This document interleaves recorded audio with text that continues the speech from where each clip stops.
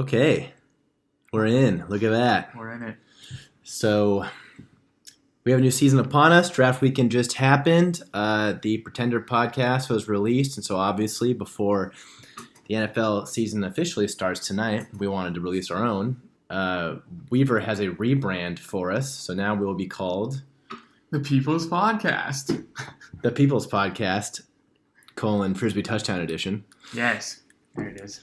So in order to not copy identically what the Pretender podcast released, I'm going to try and mostly talk about my musings of the weekend, some colorful things that may have been omitted from that podcast, and then we will do the standard predictions for the matchups this week, as well as general shit talk.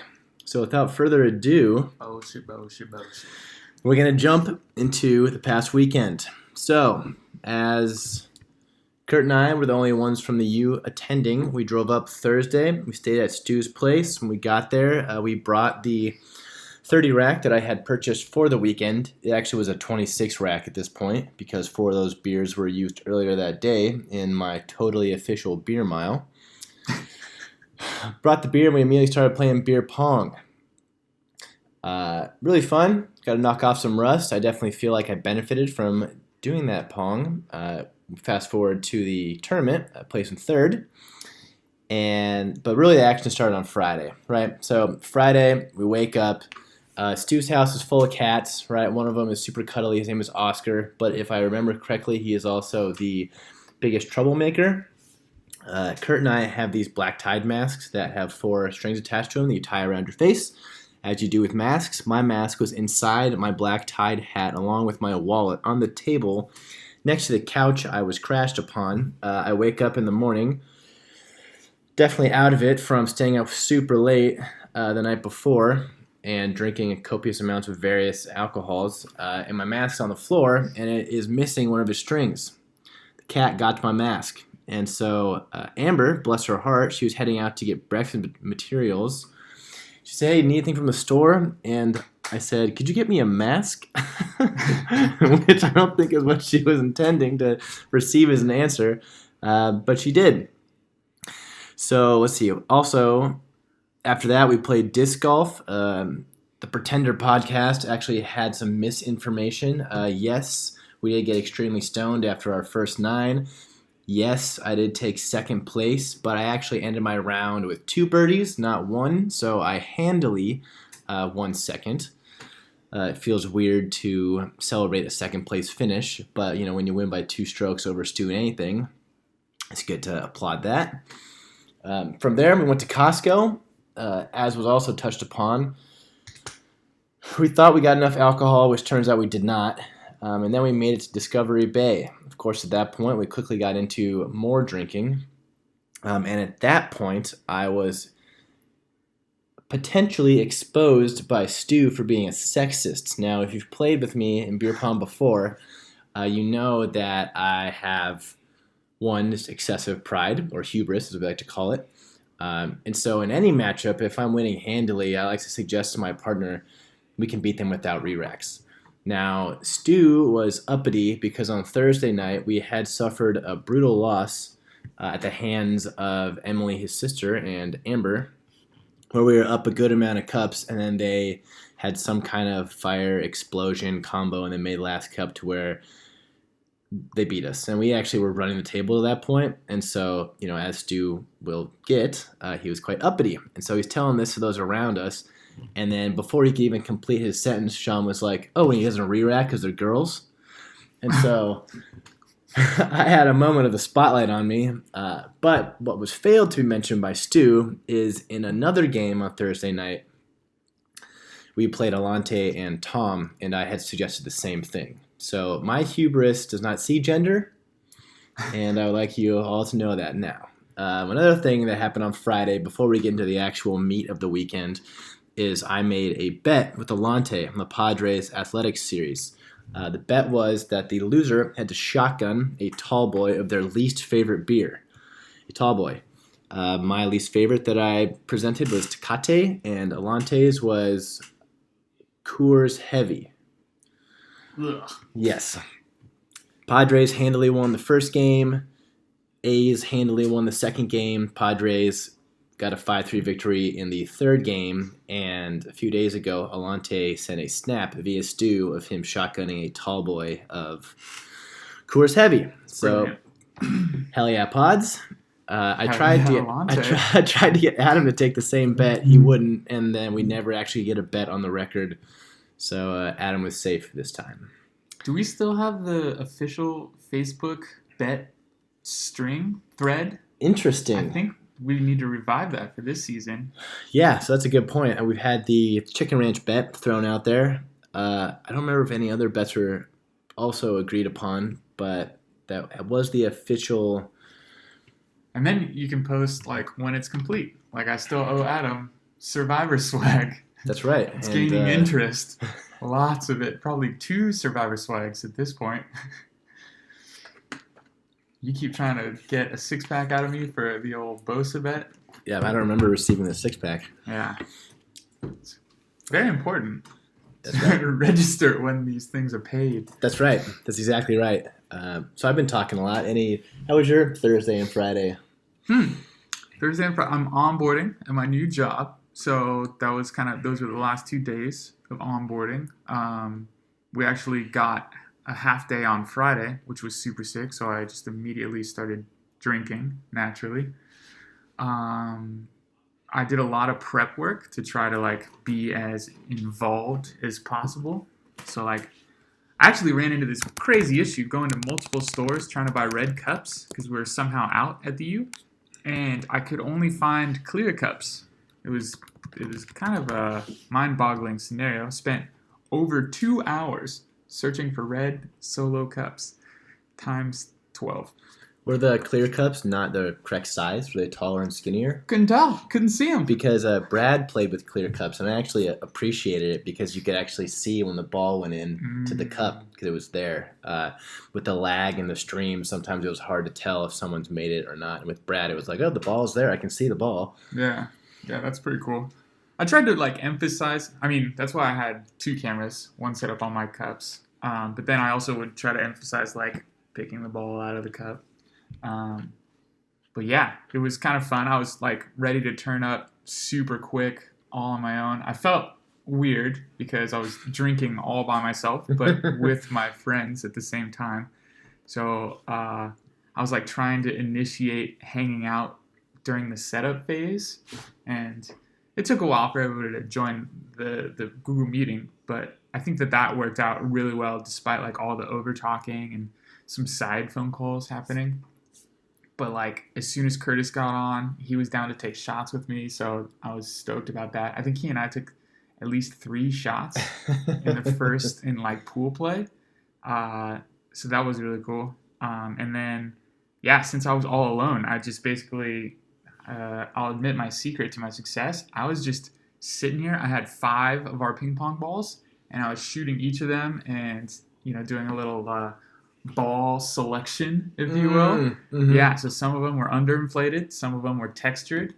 So I found a nice smooth ball, and I shot it maybe 60 to 100 times before we got to play. And I know that there was a lot of concern about distance, but I consistently I had a tile marker, and I was consistently actually stepping back against the sofa and chair the whole time. And it was kind of actually messing me up. I should have moved the table a little bit, but I was really trying to be good about that stupid ass 8-foot rule that Stu was trying to impose on everybody. Yeah, so before the weekend, before the draft weekend, I should say, Thursday, then Friday night when we're playing at the Disco Bay House, Stu is really pushing this narrative of not wanting to enforce any rules that would create arguments, like the elbow rule, which in theory is a really admirable thing to want, right?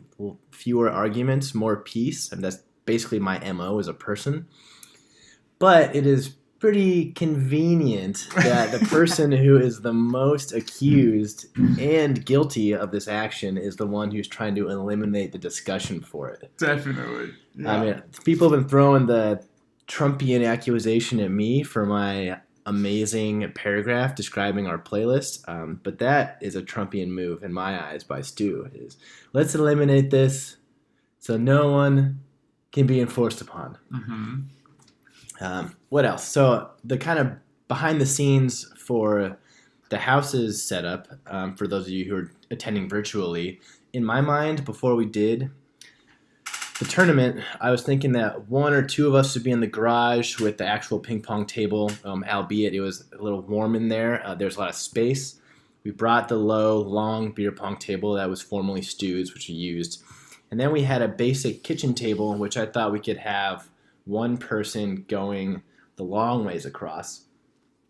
But then after things started to get rolling, it made more sense to have 2 racks and then 3 racks on the table that 3 people could be shooting on at once, because then we'd all be able to stay in the same room around each other.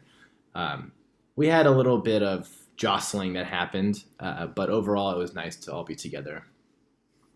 Were you surprised at your finish, your performance? I was surprised by my DraftKings finish.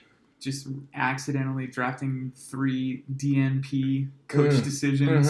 That was super sick.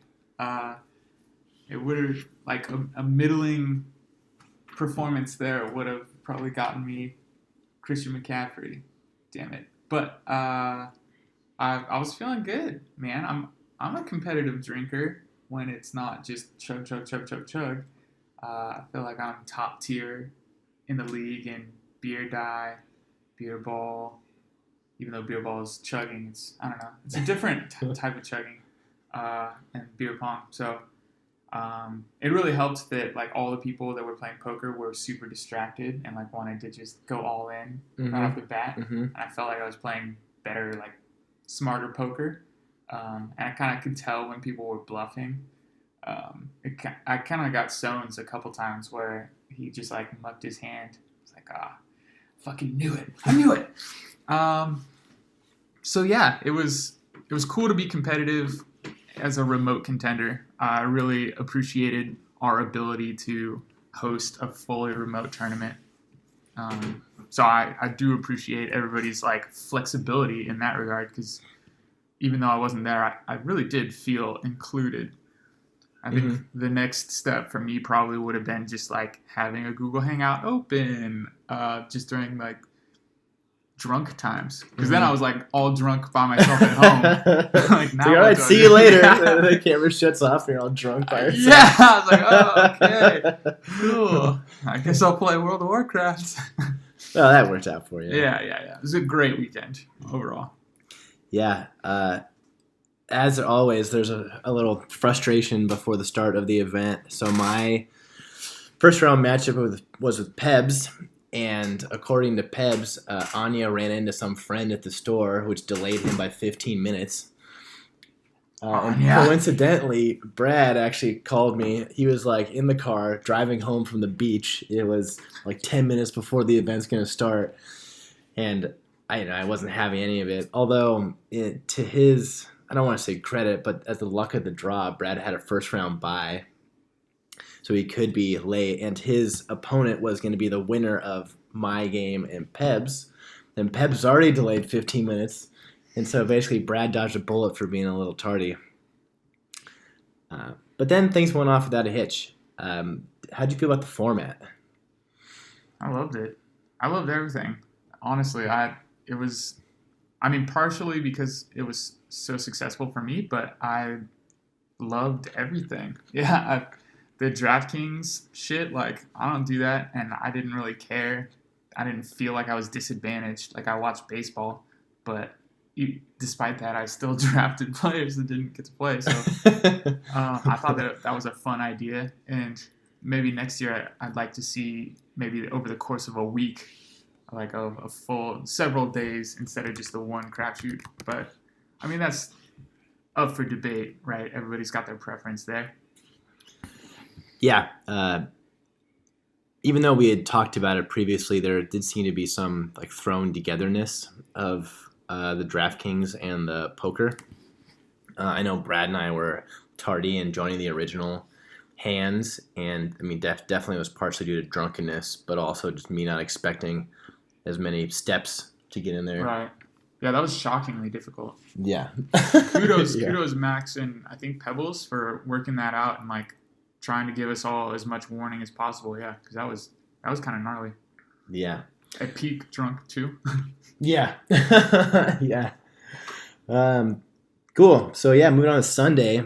Some things I appreciated were Scott's pick timing. I think it's been mentioned before, but we give Scott a lot of shit for a lot of things. Some of it earned, some of it maybe not so much earned, but you were on it, with all your picks. Partially that probably was because you wanted to get back to your studying, but also still as it was appreciated. Everyone loved Bacon's draft location. We just imagine Bacon sitting outside this hotel with shoddy internet, catching looks and generally getting hassled by all these passerbyers as he's stacking his wizard staff of LaCroix.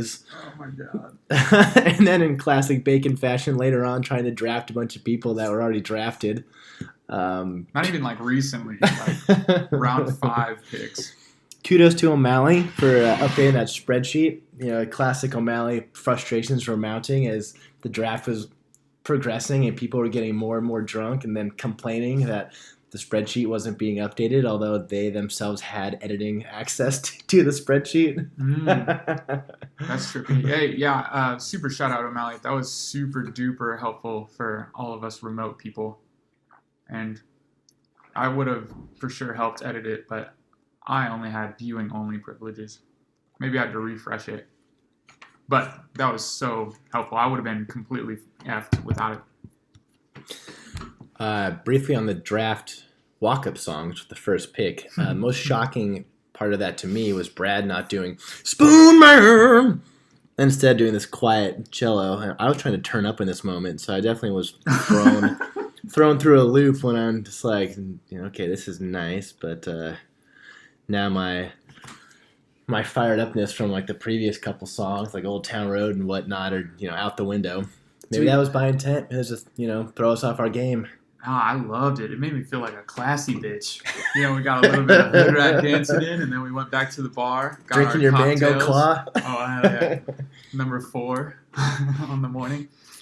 Yeah, I loved everybody's walk-up songs. It was such an eclectic mixing and throwbacks, current bangers. Yeah, that like cello solo was insane. It was money.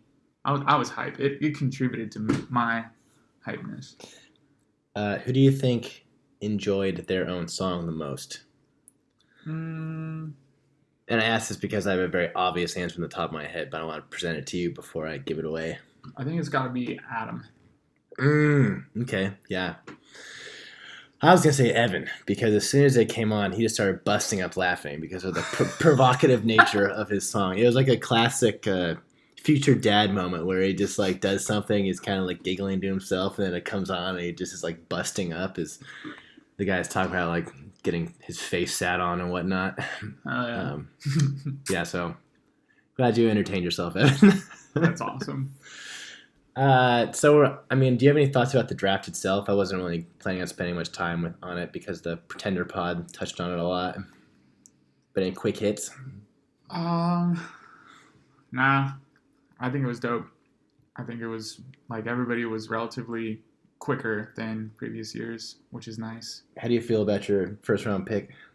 Zeke, the man, the myth, the legend. I think he's great, and I hope that I can ride that train all the way to not 7th. Yeah, I hope to beat my average finish of 7th place. Though now that I have Bill and Pebbles as my rivals, it's tough. Okay, yeah. Personally, I feel solid about Mixon. He was someone that in all my mocks I never picked. But I mean, just knowing his success from last year, knowing that like that offense is going to lean on him pretty heavily. Definitely a little bit wary about the rookie quarterback situation, but it seems like the Bengals love him so much and that he's such a talent that he has to have the opportunity. Yeah, I agree. It's a very tough division, though. It's usually like a defensive. True. The Ravens, Steelers are always fucked. Well, they play the Chargers week 1, so I think he's guaranteed like 25 points. Yeah, there you go. Um, LA? Woof. Okay, so after the draft, more hilarity and drinking ensued. First off, we all started jumping in the drink there in the poisonous algae-infested bay. Jumping in the drink. Yep. We went in. Yeah, literally and figuratively, right? Highlighted by Bill and I being just ridiculous on the single kayak. So I'm out there, and eventually Bill swims out and gets on. We're fetching the Frisbee. I'm definitely at the height of my like drunkenness at this point. And so every time someone chucked the Frisbee just out of our reach, Bill is still doing a ridiculous dive for it. The whole kayak is going overboard. Then we both are like giggling and trying to get back on it. Each time to get back on it took a few attempts in itself. It definitely took the kayak to the chin at one point, which is still a little bit tender. Is that a bruise? I thought it was your beard. In any case. Yeah, okay, so for all you that don't live with Weaver, he's all about snapping now. He's a snapper. You know, there's like woo girls. Well, he's a snapper girl. They're just snapping at everything that he thinks is great, whether it's out of his own mouth or a coworker's or it's the hip thing to do, man. I work for a hip company now. Snapping's the hip thing? I gotta do hip things, yeah. They can't really, like, if you have a Zoom background, if you clap, your hands disappear. And Can then you they come golf back clap? together. You could golf clap, but that doesn't show enthusiasm, you know? If I get up there and I'm clicking like a... So you're doing like the Macarena snapping? Yeah, dude, I'm getting in there, bobbing the head a little bit. And it's all muted, so that's even better. They don't have to hear the click, unlike you guys. No, that's true. That's true. How was your post-draft Sunday?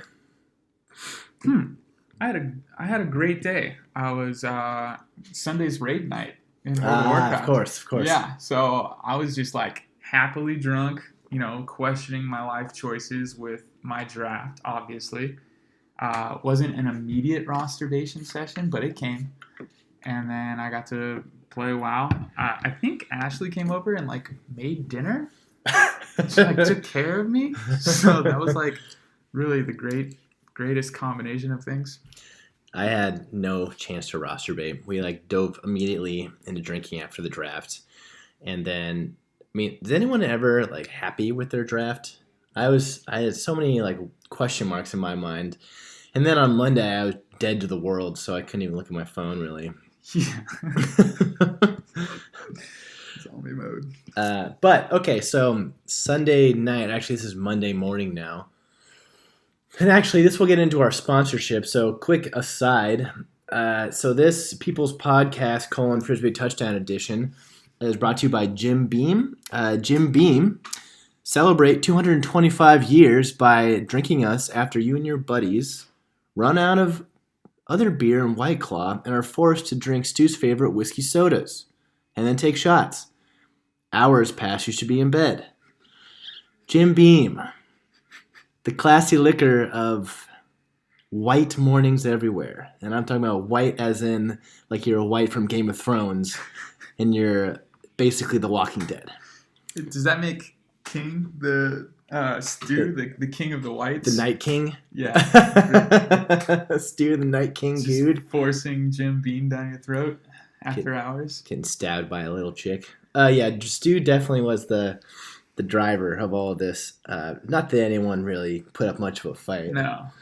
Everybody's co-pilot in that Yeah. regard. But somebody has to be the one, like, really poking. It doesn't take much poking, but it's like, hey, go on. Shot? Huh?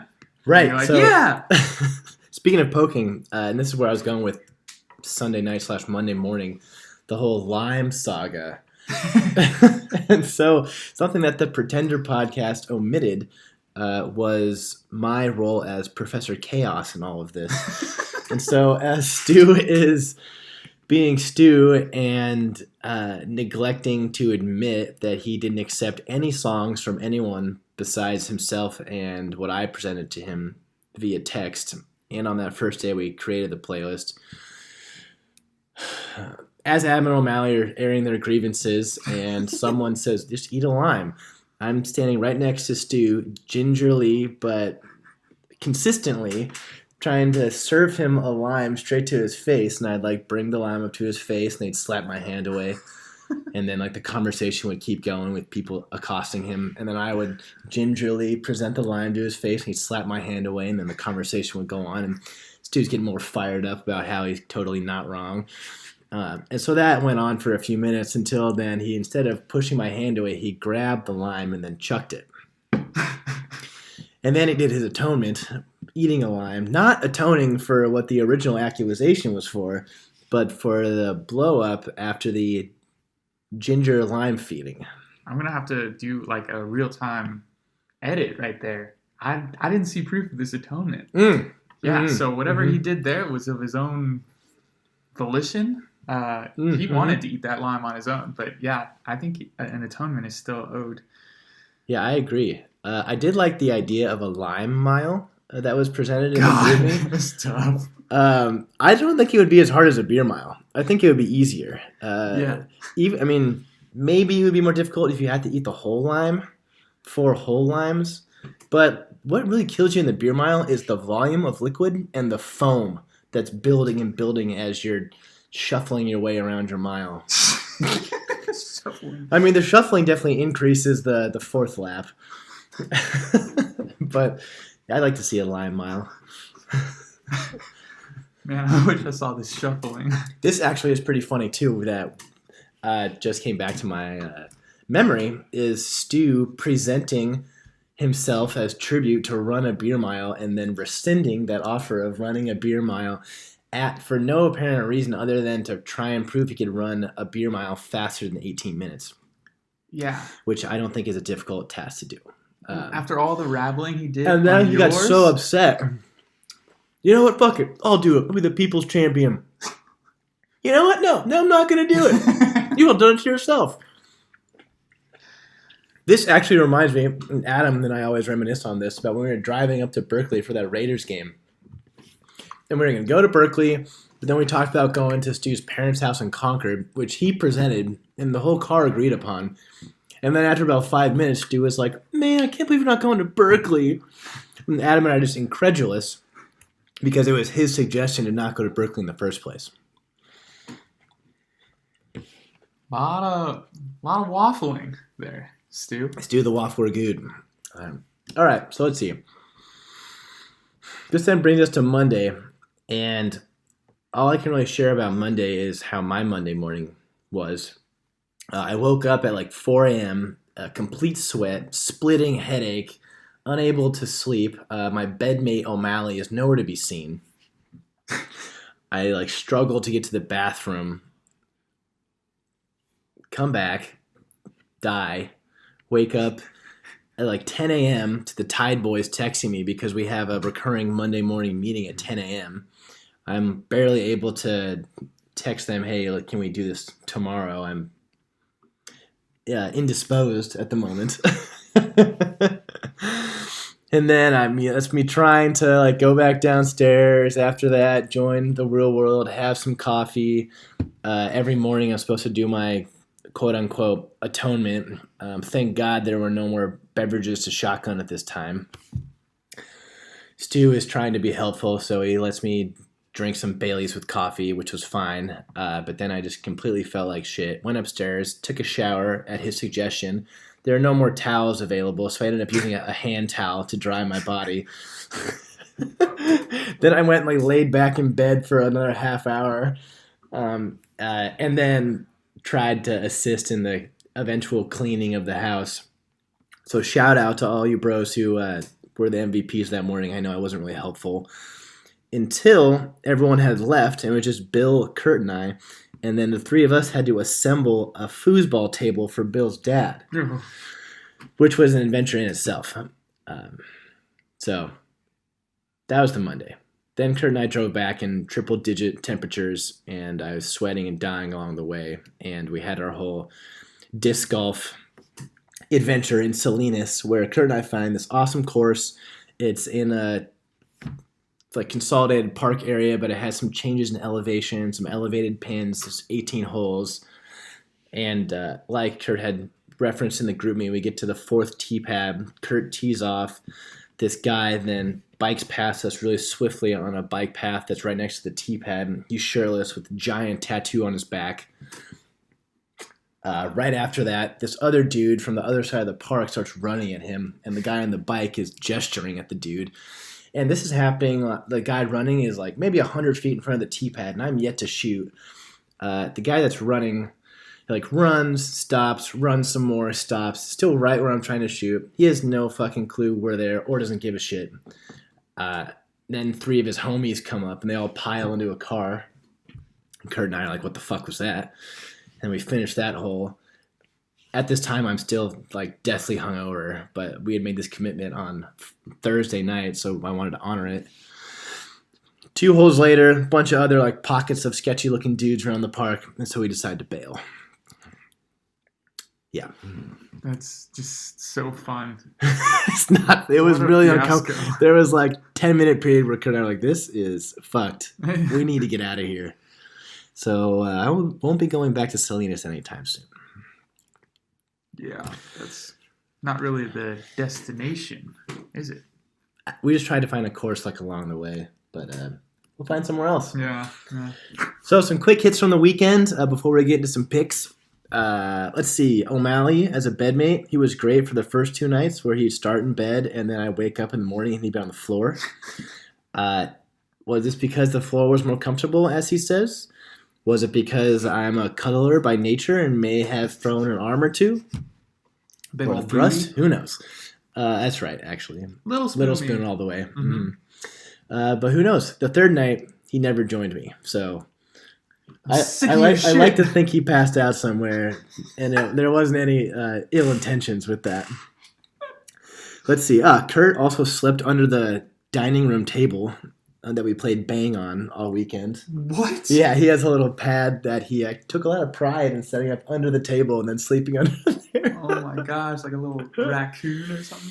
Let's see. The Atonement jingle, which the Pretender pod didn't get into, it goes something like this. Atonement, atonement, atonement, atonement. That's beautiful.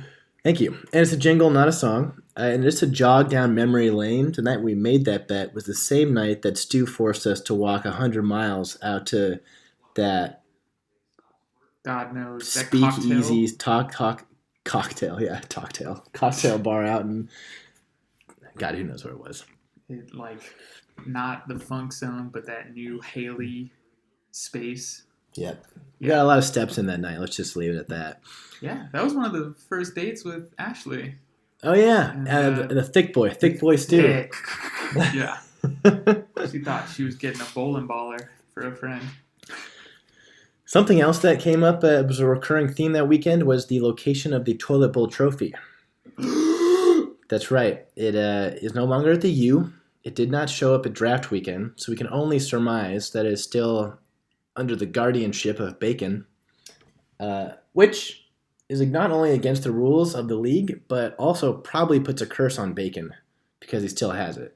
I would like to submit my reshuffling of rivals. I'd like to have Bacon from here until eternity.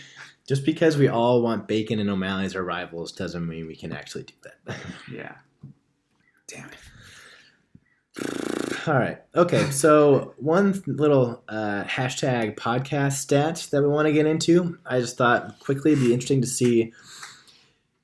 Oh, before we do that, okay. I just hope that this year the toilet bowl trophy, the Sacco winner, is more honorable about taking the weekly shots, because it doesn't even have to be liquor all the time, right? You can put whatever the fuck you want in there. But that was a fun thing. Whenever Bacon did it, I got amped up on it. It's a tradition that I really would like to see continue. Something near and dear to your heart. Near and dear to my heart. Bacon kind of fumbled with last year. And also, I got to give you credit for taking the initiative to get this going, because I'm in my new job, no time right now, and I wouldn't have recorded the People's Podcast. So I appreciate you. And everybody, you're welcome on behalf Yes, I will Collin. take it. Thanks from everyone. Thank you, everyone. And Thank you, actually, Weaver. I need to go back. This is my lunch break. I gotta go back to work. I love you, boys. Collin, Very good. you got this, baby. I hand you the torch. All right, torch is taken. Getting back into these. I'll keep them. Keep the grapes. We're chomping on grapes right now. So, the one stat that I wanted to bring up was draft position. So, if you draft first versus if you win the league. I have records going back to 2014. Adam, I don't remember what position your draft was at 2013. I don't have any photographic evidence. So if you can remember, please chime in when you listen to this. But basically, in the, 1, 2, 3, 4, 5, 6 years that I have stats for, only 1 year, 2018, and Bill, was a year that the person who drafted first won the league. Before that, Bacon drafted 8th in 2014, which was the year of the curse on Adam. 2015, Pebbles drafted 7th. 2016, Bill drafted 11th. 2017, Max drafted 5th. Again, 2018, Bill drafted 1st. 2019, Stu drafted 11th. So actually, it seems like the 11th pick in the draft is the most likely to win. So let's see, who was that this year? Was that Scotty? Oh, no, it was Adam. Oh, this could be another Adam championship according to this very specific stat that we have going. So quickly, we'll go up through some matchup predictions here for this week. Let me get to my fantasy profile here. I guess I should say I do like the change in rivals.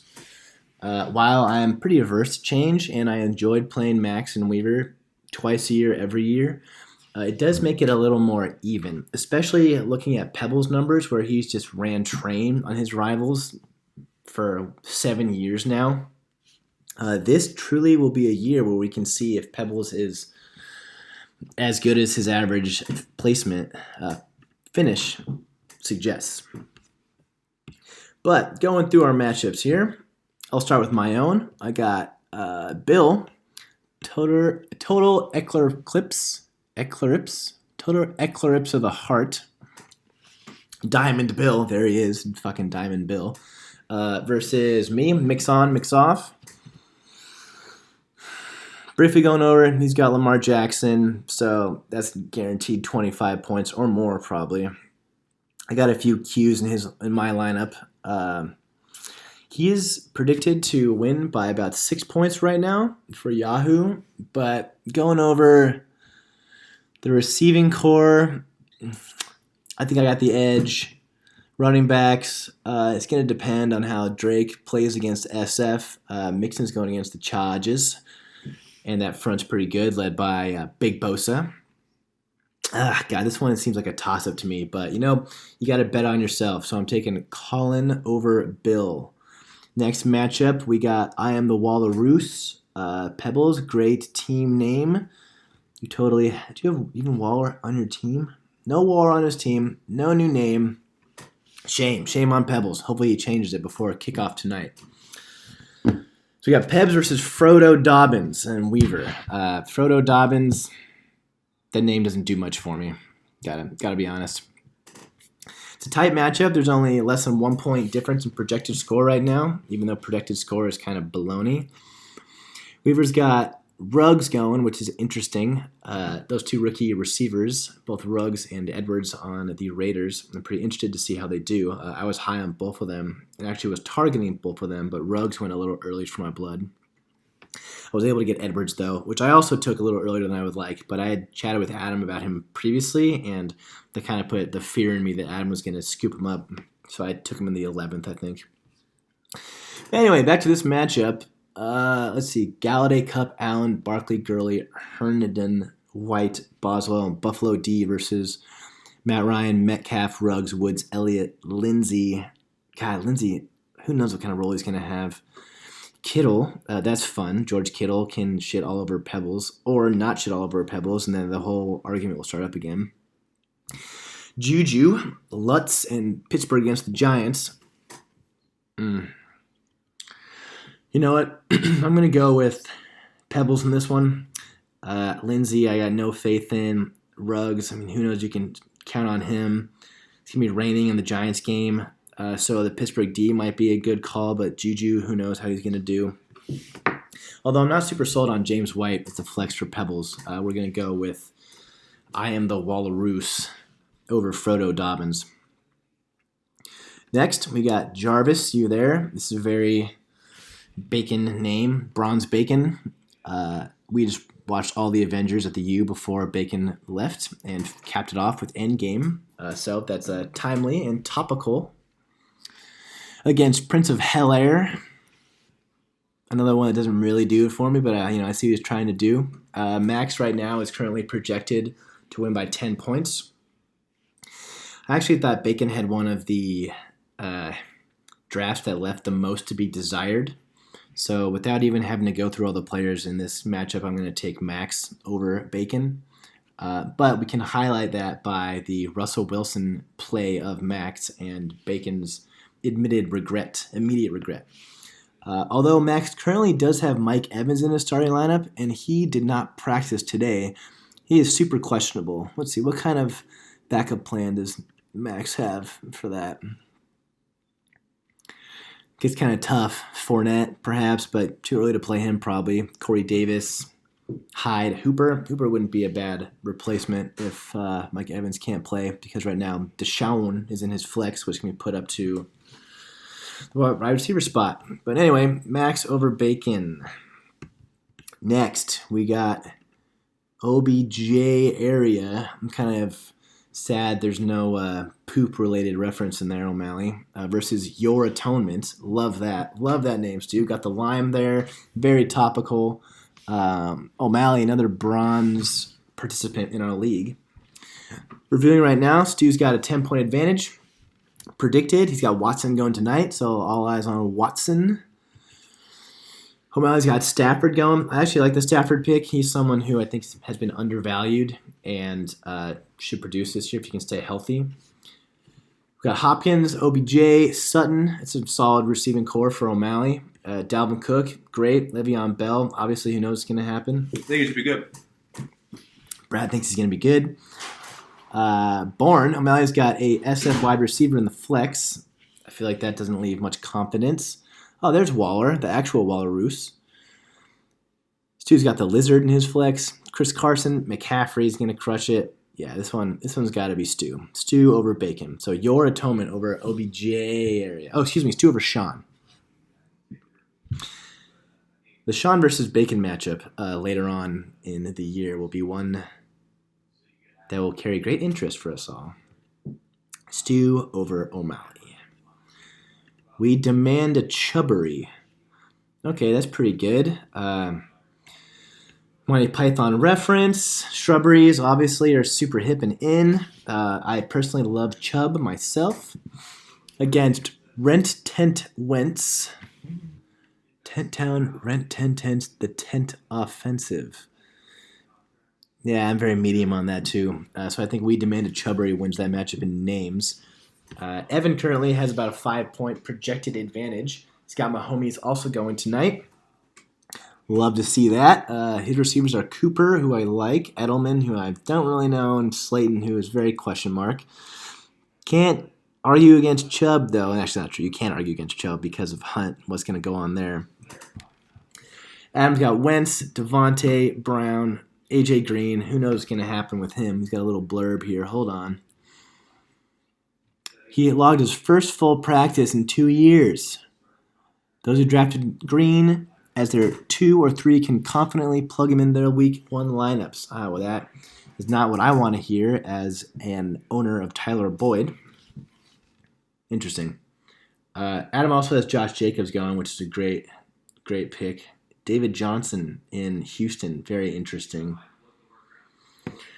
Man, and actually I do like the Melvin Gordon pick by Adam too. Melvin Gordon is a flex. I was targeting him for that position. I think that's going to work out really well. So even though Adam currently has the projected point deficit, I'm going to take him over Ev. So Rent Tent Wentz over We Demand a Chubbery.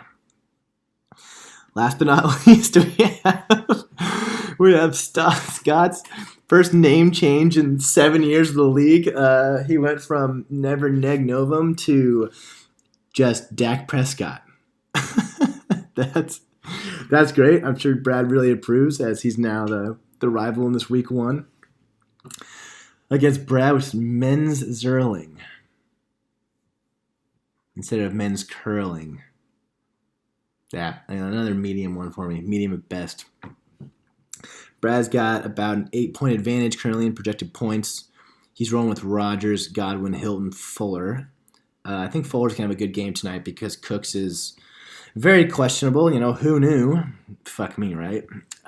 Mostert, Kelsey, John Brown, Greg, Curlin, and the New England D against Miami. Scott's rolling with Prescott, Michael Thomas, Julio Jones. That's a great combo, as the Pretender Pod talked about. CD Lamb, Jonathan Taylor, who Stu super loved, but I actually read this morning that he was drafted to back up Marlon Mack. Now, of course, the proof will be in the pudding when we see what happens, and all these blurbs is complete conjecture, but definitely tampers some of the expectations and overall dick suckery that Stu was doing on Jonathan Taylor that entire weekend. Ingram is Scott's other running back. Now, J.K. Dobbins is going to take some of that load, and actually Ingram's blurb talks about how they're going to run a committee approach and a division of labor on a week-to-week basis. So first sentence in this blurb says, "Thanks, Greg. Sounds like a fantasy football nightmare." That's pretty funny. Man, when it's all said and done, I think Scott's got too many question marks, although Brad's got Mostert going, which I'm not exactly sold on. But with Cooks out, I think Fuller's going to outplay his expectation, at least this week, tonight. So I'm taking Brad over Scott. So I actually have a segment that I want to start this year that Weaver approved. The new segment we're going to do each week on the People's Podcast, Frisbee Touchdown, is called Things You Love to Hate to See It. So things you love to hate to see.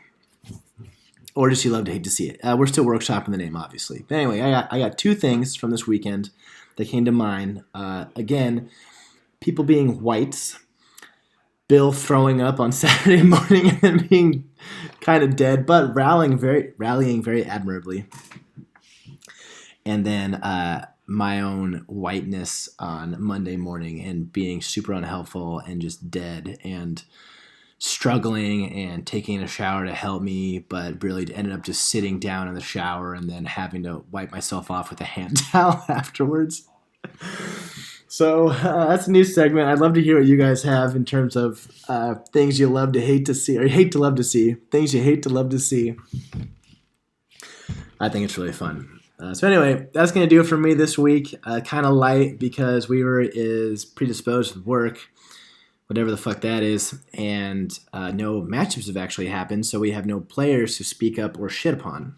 But anyway, this was fun, and again, I look forward to not only the football season, but Stu's Atonement Lime Mile. All right, dudes. Talk soon. Good luck tonight.